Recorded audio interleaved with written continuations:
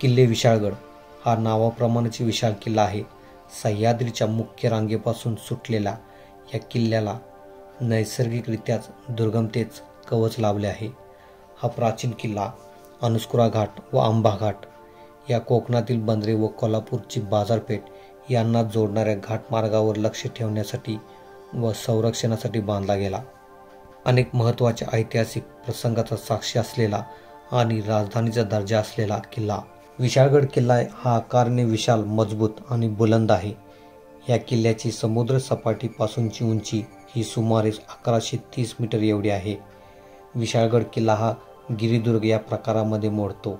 विशाळगड या किल्ल्याची बांधणी ही इसवी सन 1058 मध्ये शिलाहार राजा मारसिंह यांनी केली. इसवी सन 1453 मध्ये बहामनी सेनापती मलिक-उत-तुजार किल्ले घेण्यासाठी कोकणात उतरला. शिर्क्यांचा प्रचित गड ताब्यात घेतला व शिर्क्यांना धर्मांतराची अट घातली.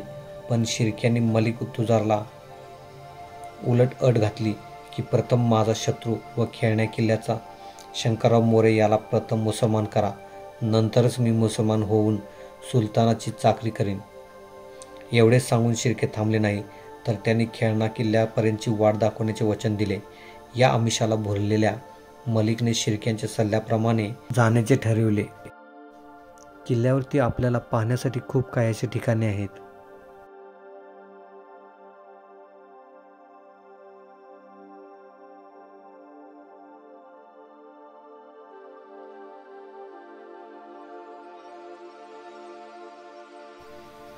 विशाळगडावरील हे अमृतेश्वर मंदिर.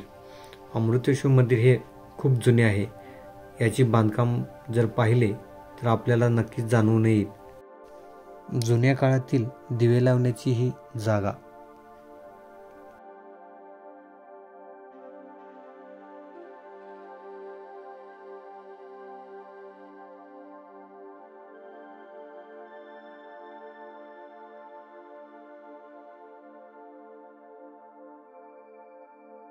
मंदिराच्या बाजूला आपल्याला पाण्याची टाकी दिसून येईल.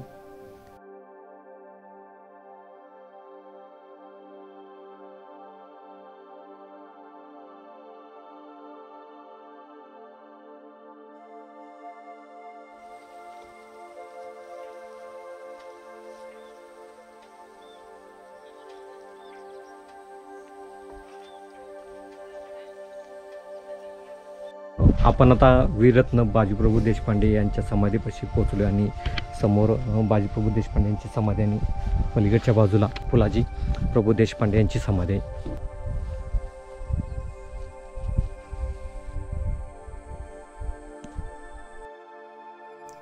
वीर बाजीप्रभू देशपांडे यांच्या समाधीच्या समोर आपल्याला 2 शिवकालीन विहिरी पाहायला मिळतील.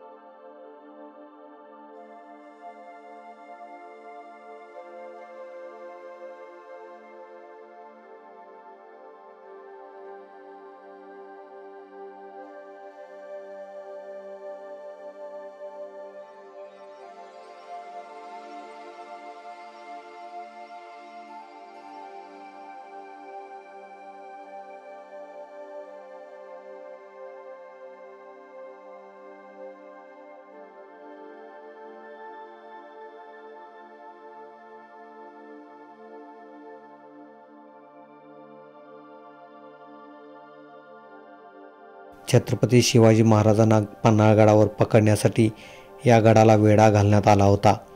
हा वेढा तोडून महाराजांनी सुखरूपपणे कोकण व घाटमाथा यांना जोडणाऱ्या सीमेजवळ असलेल्या विशाळगडावर येऊन मुक्काम केला होता. असा ऐतिहासिक विशाळगड आजही पन्हाळगडाच्या वेढ्याची आणि बाजीप्रभूंच्या पावनखिंडीतील लढाईची आठवण करून देत सह्याद्री पर्वतरांगावर एका बाजूला जणू पहारेकराचीच भूमिका बजावत उभा आहे.